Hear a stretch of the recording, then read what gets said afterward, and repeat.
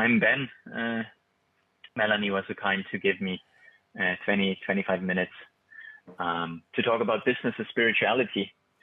And spirituality for me means happy people. Spirituality is a way to happiness. And what I also found very interesting, what also resonated with me, was business as activism.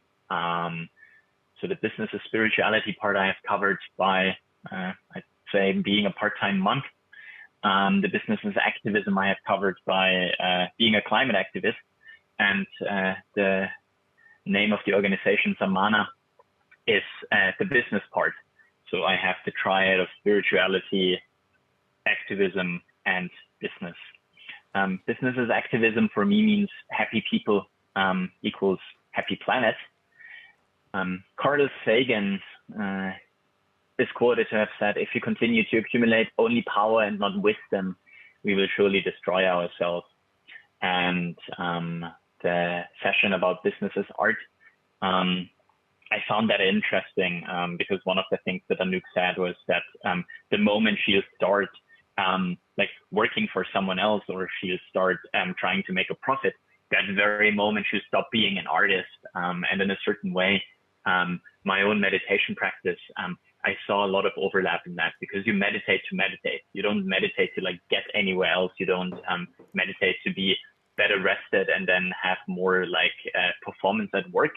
That's in a certain way been hijacked, I'd say, by the business community. But you meditate to meditate. Whatever you do to do it. And I think spirituality and like spiritual practices are a way to become better at that. That's at least one interpretation that I found. And so linking this back to the quote by Carl Sagan, business is inherently organized around goals. It's goal oriented, it's top down.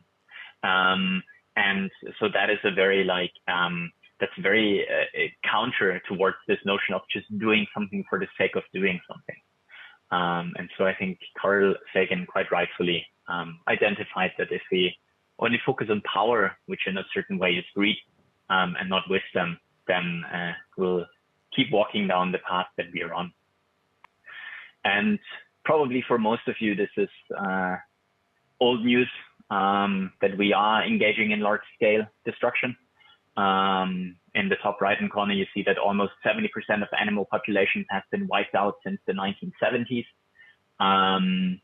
We are currently warming the planet at 0.1 degrees centigrade every 5 years, which I think is an absolutely mind-boggling number if you think about the scale of this planet. And if you've kind of forgotten the scale of this planet, I would invite you to go for a 20, 30K hike and just better understand distances again. It was quite easy to forget that in the time of mechanized transportation.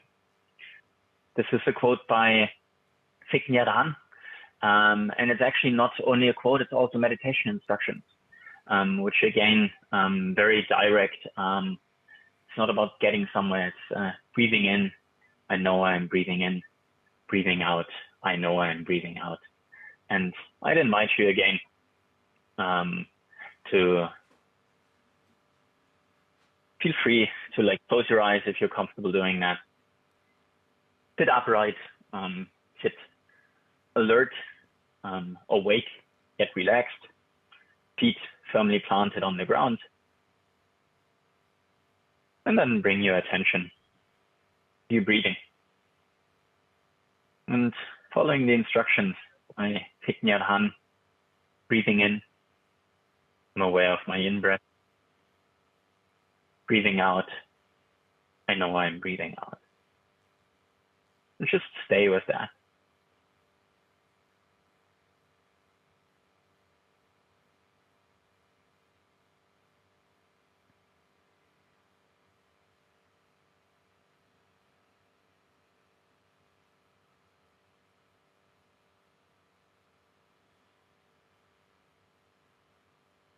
If there's any distractions or anything popping up that is not related to your breathing, feel free to gently note that and label it if you want to. So you can say, hearing, if you hear the sound of a bird, or maybe your computer's fan is hearing loudly.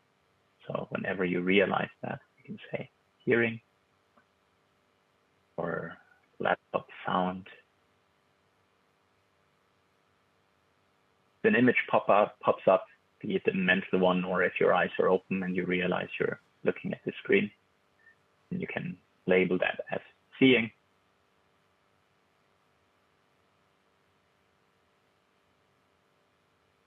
You have a thought that's auditory, so a voice or the voice whispering in your head, hearing, thinking. And if you realize there's a feeling or a bodily experience, you could say feeling. So for a couple of moments, rest with your breathing.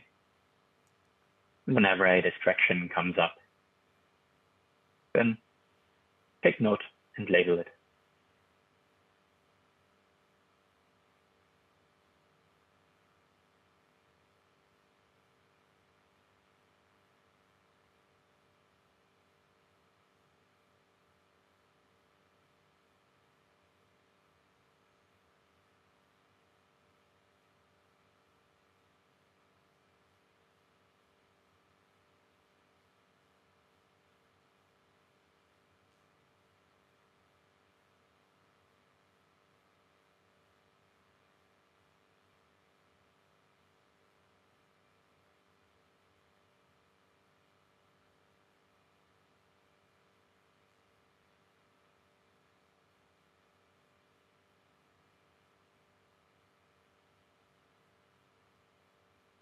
Now, open up your awareness, whatever that means for you, and just see, again, what is alive, what's present right now.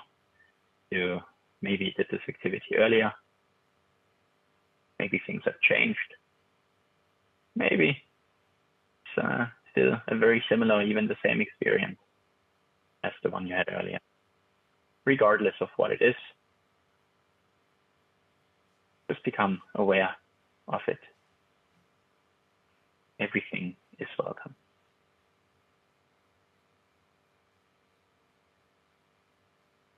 And the session that I'll continue guiding or hosting today has a strong focus on practice. I am a huge fan of doing things rather than thinking about them. And I'm also a big fan of connecting people, and considering the post-growth entrepreneurship is a growing community. Communities are about connection. And so what I would like to do with you today is work on how to connect with each other. And if you think back to a party or someone you might have met recently, quite often we have small talk. We tiptoe around the other person, trying to like sniff them out.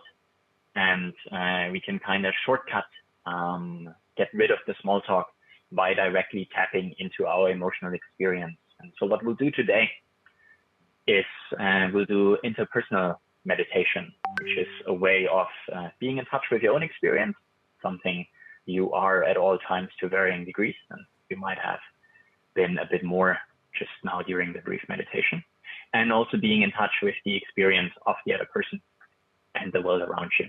And so we'll practice that a bit, and then I'll tell you a bit more about my own background. So I've flipped things around. Rather than talking about who I am and then we do things, we'll first do things and then I'll tell you who I am. And if there's any resistance around that, who is Ben, why is he talking right now? Wonderful. Then see what that is like for you. So what we'll do in breakout rooms is we'll have 5 minutes in breakout rooms, and we'll take turns. So we'll alternate. If there's 2 people, just flip back and forth. If there's 3 or 4 people, that can also easily be done. Then just go round and round. And every person simply says, there is, and then whatever is present at that point of time. So you can see the person on the left-hand side saying there is silence, there is Hearing, there is eye movement. If you look at the screen and you see the other person moving their eyes. You can say there is tension, there is smiling, there is relaxation. So whatever has the focus of your attention. And we'll simply take turns doing that. And we'll spend around until 47 doing this brief activity. Wonderful. Very easy activity. Interpersonal meditation is vastly bigger than that. So there's, as always, you can learn tools and techniques. You can start being more in touch with your own experience, have a more granular understanding of your own experience. So rather than feeling anger, you can say, I feel, or you can realize maybe anger for you means a tingling sensation in your fingertips. And so the more you practice that, the more you'll be able to share that. And then you can also see what anger is like for someone else. And maybe someone has a positive experience of anger because their entire life they haven't been angry, or they've never shown it. Or someone can have a negative experience with anger because it's really created a lot of trouble for them. So it's also a wonderful way to check in with someone else. But that's to stay in the realm of business circling 2.0. This is a very basic circling activity. Yeah, thanks, Nela.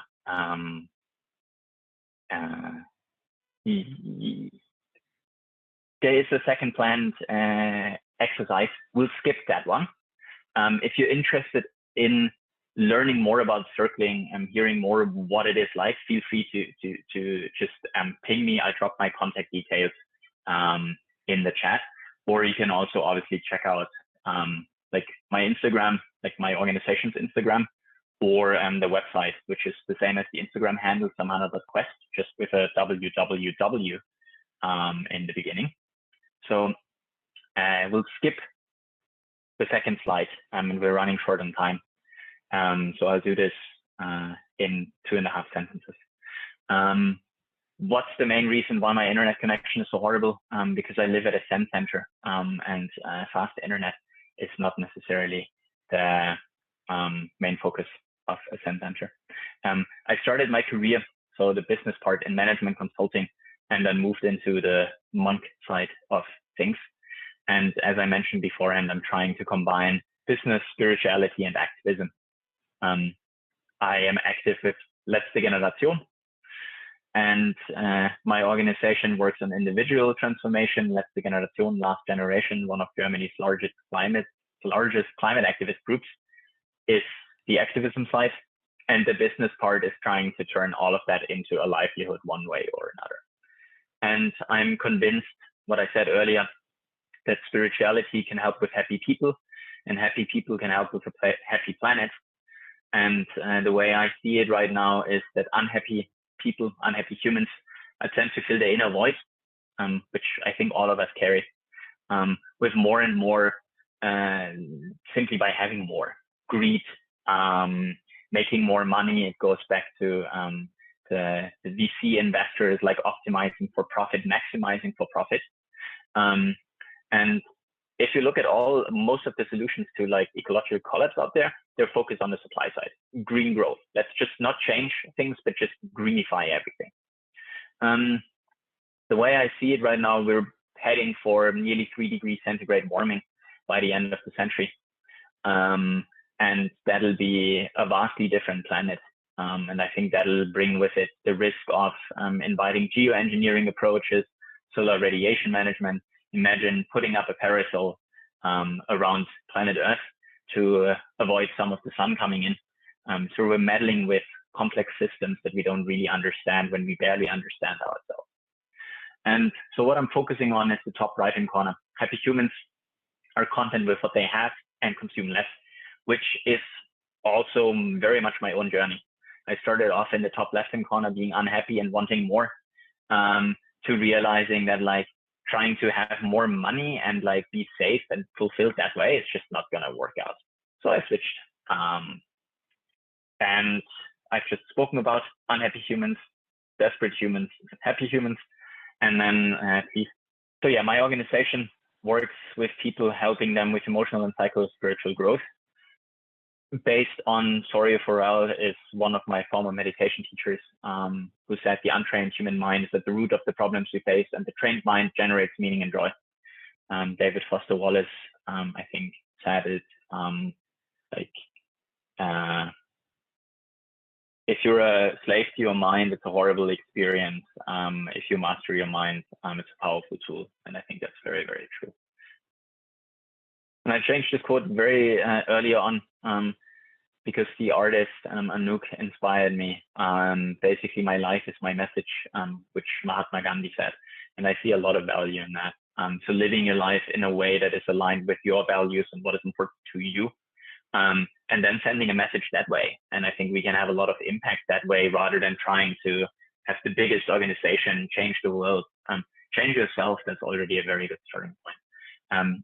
Thanks a lot, Melanie. The stage is yours again.